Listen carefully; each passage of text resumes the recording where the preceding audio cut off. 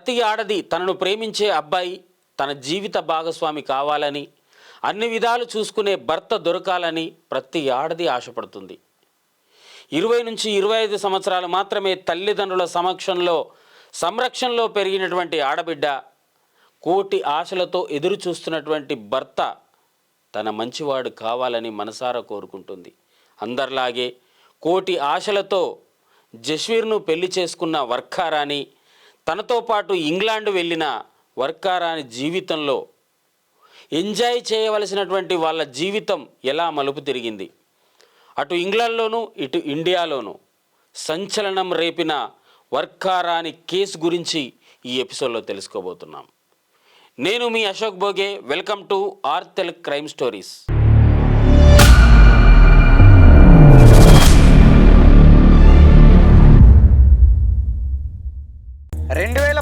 మార్చి 28న పంజాబ్లోని ఒక గ్రామంలో వర్కారాణి అనే 24 సంవత్సరాల అమ్మాయికి జస్వీర్ గిండే అనే ఒక వ్యక్తికి ఆ ఊరి పెద్దలు బంధువుల సమక్షంలో చాలా గ్రాండ్గా పెళ్లి చేశారు. ఇంగ్లాండ్లోని ఒక బ్యాంకులో జస్వీర్ పనిచేస్తున్నాడు. అతడు లీవ్లో వచ్చి పెళ్లి చేసుకున్నాడు. సెలవులు ముగిశాక ఇంగ్లాండ్ పయనమయ్యాడు. కానీ వర్కారానికి వీసా దొరకలేదు. ఇక చేసేదేం లేక తప్పనిసరి పరిస్థితుల్లో భార్యను పంజాబ్లోనే ఉంచి ఇంగ్లాండ్కు డ్యూటీకి వెళ్ళిపోయాడు. 5 నెలల తర్వాత ఆమెకు కూడా వీసా దొరకడంతో ఆమె కూడా ఇంగ్లాండ్ వెళ్ళింది. కొత్త దంపతులు ఇంగ్లాండ్లో ఎంజాయ్ చేస్తూ చాలా సంతోషంగా ఉన్నారు. అంతా బాగానే ఉన్న క్రమంలో సడన్గా ఒకరోజు తన భార్య మిస్ అయిందని, 2 రోజుల నుంచి తాను కనిపించట్లేదని జస్వీర్ పోలీసులకు కంప్లైంట్ చేశాడు. వర్కారాణి కనిపించట్లేదని జస్వీర్ తన అత్తమామలకు తల్లిదండ్రులకు కాల్ చేసి చాలా బాధగా ఏడుస్తూ చెప్పాడు. జస్వీర్ బాధలో ఉన్నాడని అర్థం చేసుకున్న వాళ్ళు అతనికి భయపడొద్దని, త్వరలోనే ఆమె దొరుకుతుందని వారు అతనికి ధైర్యం చెప్పారు. అయితే జస్వీర్ వాళ్ళ ఇంటి పక్క వాళ్లకు ఏదో మానవ శరీరం కాలుతున్న వాసన వస్తుంది. కానీ ఆ వాసనకు ఏమాత్రం రియాక్ట్ కారు. ఎందుకంటే వాళ్ళ ఇంటి పక్కనే శ్మశానం ఉంటుంది. ఏదో ఒక డెడ్ బాడీ కాలుతున్నప్పుడు ఇలాంటి వాసన రావడం వాళ్ళకు మామూలే. అందుకే వాళ్ళు రియాక్ట్ కాలేదు. కానీ కొంతసేపటికి వాళ్ళకు అర్థమైన విషయం ఏంటంటే ఆ శ్మశానంలో ఒక్క డెడ్ బాడీని కూడా కాల్చలేదు. అలాగైతే మనకు వచ్చిన వాసన ఎక్కడిది అని వాళ్ళు అనుకున్నారు. ఆ స్మెల్ చాలా దారుణంగా ఉందని చుట్టుపక్కల వెతికారు. మొత్తానికి జస్వీర్ ఇంటి నుంచే ఆ వాసన వస్తుందని గమనించారు. అతని ఇంటికి వెళ్ళి ఈ సమయంలో ఏం చేస్తున్నారని ప్రశ్నించారు. అంతేకాదు, మీ ఇంటి నుంచి దుర్వాసన వస్తుందని అడిగితే, నేను గార్డెన్ క్లీన్ చేసా, అదంతా కాలుస్తుంటే మీకు అలా వాసన వచ్చిందేమో అన్నాడు.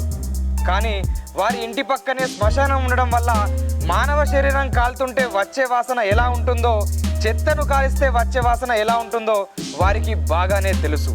అందువల్ల అది మానవ శరీరం కాలుతున్న వాసనే అని వారికి అనిపించింది. కానీ అతన్ని నిలదీసి అడగలేదు. ఎవరి ఇంటికి వారు వెళ్ళి పడుకున్నారు. మరుసటి రోజు అంటే సెప్టెంబర్ 13 తేదీన ఉదయం జస్వీర్ ఇంటి నుంచి మళ్ళీ దుర్వాసన రావడం స్టార్ట్ అయింది. ఈసారి ఆ వాసన భరించలేని విధంగా ఉంది. ఏదో తప్పు జరుగుతోందని వారికి అనిపించింది. వెంటనే పోలీసులకు ఫోన్ చేసి విషయం చెప్పారు. ఇక అక్కడికి వచ్చిన పోలీసులు ఏం కాల పెట్టారో, ఎందుకు అంత వాసన వస్తుందని జస్వీర్ని అడిగారు.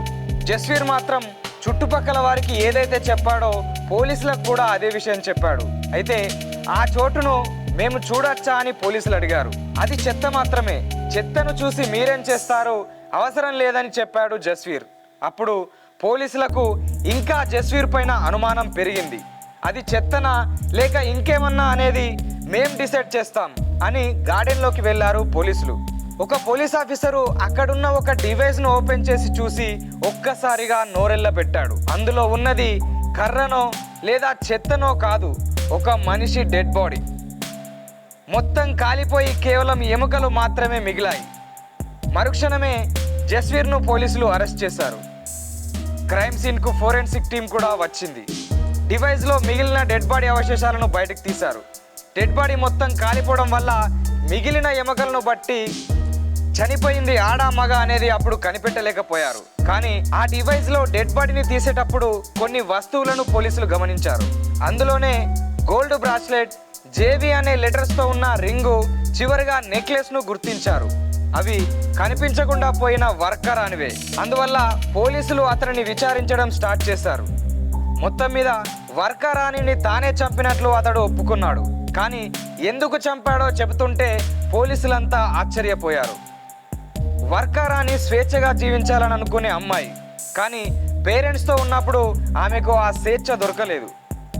ఇలాంటి టైంలోనే మ్యాట్రిమోనీ ద్వారా జస్వీర్ పరిచయం అయ్యాడు. అతడు ఇంగ్లాండ్లో పనిచేస్తున్న విషయం వర్కరానికి తెలిసింది. అతన్ని పెళ్లి చేసుకుంటే ఇంగ్లాండ్కు వెళ్ళొచ్చని, అక్కడ తాను స్వేచ్ఛగా బతకొచ్చని అనుకుంది. అందుకోసమే జస్వీర్ను తాను పెళ్లి చేసుకుంది. ఇంగ్లాండ్ రావడం కోసమే నిన్ను పెళ్లి చేసుకున్నా తప్ప ఈ ఫ్యామిలీ లైఫ్ అంటే నాకు ఇష్టం లేదని చెప్పింది. ఆ మాటలు వినగానే జస్వీర్ తట్టుకోలేకపోయాడు. నేను అనుకున్నట్టుగా ఇంగ్లాండ్ వచ్చాను కాబట్టి ఇకపై నీ అవసరం లేదు, వెంటనే డివోర్స్ కావాలని జస్వీర్ను అడిగింది. కానీ అతడు ఒప్పుకోలేదు. ఇక తరచుగా ఈ టాపిక్ మీద వాళ్ళిద్దరికీ గొడవ జరుగుతుండేది. ఎప్పట్లాగే 2013 సెప్టెంబర్ 12న వర్కరాణి జస్వీర్తో నాకు విడాకులు కావాలని గొడవపడ్డది. కానీ జస్వీర్ ఏమాత్రం ఒప్పుకోలేదు. ఇక కోపంతో వర్కరాణి జస్వీర్ను చెంపపై గట్టిగా కొట్టింది. భార్య చేసిన చేష్టకు అవమానంగా ఫీల్ అయినటువంటి జస్వీర్ తన గొంతును గట్టిగా నులిమాడు. ఊపిరాడక అక్కడికక్కడే చనిపోయింది. కాసేపటికి కోపం తగ్గాక తాను ఎంత పెద్ద నేరం చేశానో, ఎంత ఘోరం జరిగిందో తనకు తెలిసి వచ్చి కాళ్ళు చేతులు వణకడం స్టార్ట్ అయ్యాయి. ఇక తన జీవితం అంధకారమయ్యిందని చాలా భయపడ్డాడు. పోలీసులు వచ్చి తనను అరెస్ట్ చేసి జైల్లో వేస్తారని అనుకున్నాడు. కానీ ఈ విషయం పోలీసులకు తెలిస్తేనే కదా అరెస్ట్ చేస్తారు, తెలియకుండా చేస్తే అరెస్ట్ కానే కాను కదా అనుకున్నాడు. ఈ హత్యను దాయాలని నిర్ణయించుకున్నాడు. డెడ్ బాడీని ఎలా మాయం చేయాలని ఆలోచిస్తుంటే అతని కంటికి గార్డెన్లో ఉన్న గడ్డిని కాల్చే డివైస్ కనిపించింది. చెత్తతో పాటు డెడ్ బాడీని కూడా కాలిస్తే ఎవరికీ అనుమానం రాదనుకున్నాడు. కానీ నైబర్స్ ఉన్నప్పుడు కాల్చితే వాసన వస్తుందని పడుకున్నాక కాలుద్దామని అనుకున్నాడు. అంతేకాదు, ఆ రోజు వర్కరాణి ఇంట్లో లేదని ఫ్రేమ్ చేస్తే తను తప్పించుకోవడానికి ఛాన్సెస్ ఎక్కువగా ఉంటాయని ఆలోచించాడు. పక్కనే ఉన్న పోలీస్ స్టేషన్కి వెళ్ళి నా భార్య మిస్సింగ్ అనే కంప్లైంట్ చేశాడు. ఇంటికి వచ్చాక అందరూ పడుకున్నాక డివైస్లో కొన్ని డెడ్ బాడీ ముక్కలను, కొన్ని కర్రలను వేసి కాల్చడం మొదలుపెట్టాడు. ఇది జస్వీర్ పోలీసులకు చెప్పిన కథ. అయితే పోలీసులు అతను చెప్పే దాంట్లో నిజం ఉంది, దాంతోపాటు కొంతవరకు అబద్ధాలు కూడా ఉన్నాయని అనుమానించారు. అతని నైబర్స్ను వర్కరాణి గురించి ఆరా తీసినప్పుడు ఆమె చాలా మంచిదని, కొన్ని రోజుల్లోనే మాతో కలిసిపోయిందని చెప్పారు. ఆమెకు జస్వీర్ అంటే ప్రాణం. అతను చెప్పిన దాన్ని బట్టి చూస్తే వీసా కోసం పెళ్లి చేసుకున్న అమ్మాయి ఇంత ప్రేమగా ఉంటుందా? అందువల్ల అతడు చెప్పేది మేము నమ్మలేకపోతున్నామని నైబర్స్ చెప్పారు. ఇదే టైంలో జస్వీర్ ల్యాప్టాప్ను స్వాధీనం చేసుకున్న పోలీసులకు అతని గురించి ఒక భయంకరమైన నిజం తెలిసింది. అందువల్ల ఈసారి పోలీసులు తాము ప్రశ్నించే విధానాన్ని మార్చేశారు. తమదైన స్టైల్లో ఇంట్రాగేషన్ మొదలుపెట్టారు. ఇక తాను చేసిన దారుణాన్ని దాచలేననే విషయం జస్వీర్కు అర్థమైపోయింది. అందువల్ల ఈసారి స్టోరీలు చెప్పకుండా అసలు వాస్తవం పోలీసులకు పూసగుచ్చినట్టు చెప్పాడు. పురుషులకు ఉండవలసినటువంటి ఎలాంటి ఫీలింగ్స్ తనలో లేవని గ్రహించి తానొక గే అనే విషయం తెలుసుకున్న తర్వాత చాలా బాధపడతాడు. ఈ విషయం పేరెంట్స్కు కానీ సమాజానికి చెప్పితే నిజంగా స్వీకరిస్తారా, లేదా తనను పూర్తిగా ఇంట్లో నుంచి నెట్టివేస్తారా అనే భయంతో తనలోని ఫీలింగ్స్ తనలోనే అణుచుకున్నాడు జస్వీర్. ఇండియాలో ఈ కల్చర్ లేదు. గేలను ఒక పురుగుల్లాగా చాలా హీనంగా చూసే కల్చర్ ఉంది కాబట్టి ఇక్కడ తన ఫీలింగ్స్ అన్నీ దాచిపెట్టుకొని, ఫారెన్లో గే కల్చర్ ఉంది కాబట్టి ఫారెన్కి వెళ్ళి తను చదువు ముగించుకున్న తర్వాత ఇంగ్లాండ్ వెళ్ళి గే క్లబ్లో చేరి మరో గేతో సంతోషంగా తన జీవితాన్ని గడుపుతున్నాడు. కానీ ఇదే టైంలో ఇండియాలో ఉన్న అతని పేరెంట్స్ జస్వీర్కు పెళ్లి సంబంధాలు చూడడం మొదలుపెట్టారు. తన వల్ల అయినంత వరకు పెళ్లిని పొడిగిస్తూ వచ్చాడు. కానీ ఒకానొక సమయంలో పేరెంట్స్ ప్రెషర్ను తట్టుకోలేకపోయాడు. చివరికి పెళ్లికి ఒప్పుకోవాల్సి వచ్చింది. ఇష్టం లేకుండానే పెళ్లి కోసం ఇండియాకు వచ్చాడు. కానీ అమ్మాయిలంటే ఆకర్షణ లేని అతనికి వర్కరాణిని చూడాలనే ఇష్టం ఏర్పడింది. చివరికి పెళ్లి కూడా చేసుకున్నాడు.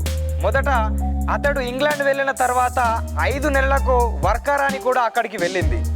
బయట నుంచి చూసేవారికి అతనితో వర్కరాణి చాలా సంతోషంగా ఉన్నట్లు అనిపించేది. కానీ ఆమె సంతోషంగా లేదు. అతడు ఒక గే కావడంతో ఆమెను శారీరకంగా సుఖపెట్టలేకపోయాడు. కొత్త దంపతుల మధ్య ఉండే క్లోజ్నెస్ వారిద్దరి మధ్య ఉండేది కాదు. మొదట్లో ఆమె పెద్దగా పట్టించుకోలేదు. కానీ చాలా రోజులైనా కూడా వారిద్దరి మధ్య ఏమీ జరగకపోవడంతో అతనికి ఏదైనా సమస్య ఉందేమో అనుకుంది. ఎప్పుడైతే ఆమె రొమాంటిక్గా దగ్గరికి వస్తుందో అతడు దూరంగా వెళ్ళేవాడు. 2013 సెప్టెంబర్ 12వ తేదీన అనుకోకుండా అతని ల్యాప్టాప్ను చూసింది. జస్వీర్ ఒక పురుషునితో ఇంటిమేట్ అవుతున్న వీడియో చూసి ఆమె షాక్ అయిపోయింది. ఆ క్షణమే అతడు గే అనే విషయం తెలుసుకుంది. అతన్ని నిలదీసినప్పుడు అవునని అతను ఒప్పుకున్నాడు. చాలా కోపంతో ఉన్న వర్కరాని, నా జీవితం నాశనం చేశావు, నువ్వు గే అయితే నన్నెందుకు పెళ్లి చేసుకున్నావని జస్వీర్ను తిట్టింది. నాకు వెంటనే డివర్స్ కావాలని అడిగింది. ఇక ఆలస్యం చేయకుండా మన ఇద్దరి ఇంటికి ఈ విషయం చెప్తానంది. డైవర్స్ ఇవ్వడానికి అతను రెడీ, కానీ కారణం చెప్పాలి కదా. తను గే అనే విషయం బయటికి తెలిస్తే అందరూ అతన్ని హీనంగా చూస్తారని జస్వీర్ భయపడ్డాడు. ఈ విషయం బయటకు చెప్పొద్దని వర్కరానిని బతిమాలాడు. కానీ ఆమె తప్పకుండా ఈ విషయం బయటకు తెలియాల్సిందే అంది. అప్పుడే అతడు డిసైడ్ అయిపోయాడు. వర్కరాని ఇక్కడి నుంచి బయటకు వెళ్ళొద్దని ఆమె గొంతు నిలిమి చంపేశాడు. అసలు జరిగిన విషయం ఇదని జస్వీర్ వాస్తవాలను పోలీసులతో చెప్పాడు. హత్య చేయడమే కాకుండా దాన్ని దాయడం కోసం ప్రయత్నించినందుకు అతనికి పెరోలే లేని 21 సంవత్సరాల జైలు శిక్ష పడింది. జస్వీర్ నేను పూర్తి స్థాయిలో మగవాణ్ణి కాదు, నేను గే అని తనకు తెలిసి కూడా, వేరే అమ్మాయిని నేను సుఖపెట్టలేనని తెలిసి కూడా, వాళ్ళ తల్లిదండ్రుల సంతోషం కోసం వాళ్ళ బాధ చూడలేక వర్కరానిని పెళ్లి చేసుకొని తమ జీవితాన్ని నాశనం చేశాడు. ఆమె అడిగినప్పుడు విడాకులిచ్చి ఆమెను దూరం పెట్టినా అయిపోయేది. తన జీవితాన్ని సంతోషంగా ఇంగ్లాండ్లోనే హ్యాపీగా బతికే అవకాశం ఉన్నది కూడా. కానీ అలా చేయకుండా బయటకి ఎక్కడికి తెలుస్తుందో అనే ఒక భయంతో వర్కరానిని గొంతు నిలిమి చంపడం వల్ల తాను జైలు పాలు కావాల్సి వచ్చింది. జైలు పాలు కావడమే కాకుండా 21 సంవత్సరాలు కఠిన కారాగార శిక్ష విధించబడి జైల్లో చిప్పకూడు తింటున్న జస్వీర్ జీవితాన్ని ఈ ఎపిసోడ్లో తెలుసుకుందాం. తమలో ఉన్నటువంటి లోపాలను బయటికి రాకుండా కప్పిపుచ్చుకోవడంలో ఇలాంటి నేరాలకు పాల్పడుతున్నారు కొంతమంది. అందరూ ఇలా ఉంటున్నారని కాదు, కానీ తమ లోపాలని జయించాలి తప్ప వాటిని దాచుకొని ఇలాంటి క్రూరత్వానికి పాల్పడితే తమ జీవితం జైలు పాలవుతుందని ఈ ఎపిసోడ్ ద్వారా మనకు అర్థమైంది. అందుకే ఎప్పటికప్పుడు జాగ్రత్తగా మన జీవితాన్ని కొనసాగించాలి. తల్లిదండ్రులు మంచి సంబంధమని, ఆస్తిపాస్తులు ఉన్నాయని తమ బిడ్డనిచ్చి పెళ్లి చేస్తే ఇలాంటి వ్యక్తులే మనకు అల్లుళ్ళుగా వచ్చే అవకాశం ఉంటుంది. కాబట్టి ప్రతి ఒక్కరూ పెళ్లి చేసే ముందు అటేడు తరాలు ఇటేడు తరాలి ఆలోచించాలి అన్నటువంటి మన సంస్కృతికి మరొకసారి పదును పెడుతూ అన్ని విషయాలు కనుక్కున్న తర్వాతనే మన ఆడబిడ్డను ఒకరింటికి పంపించే ప్రయత్నం చేద్దాం. ప్రతి తల్లిదండ్రులకి ఇది ఒక గుణపాఠం కావాలని మనస్ఫూర్తిగా కోరుకుంటూ మరొక క్రైమ్ స్టోరీతో మళ్ళీ కలుద్దాం. అప్పటిదాకా చూస్తూనే ఉండండి ఆర్ తెలుగు.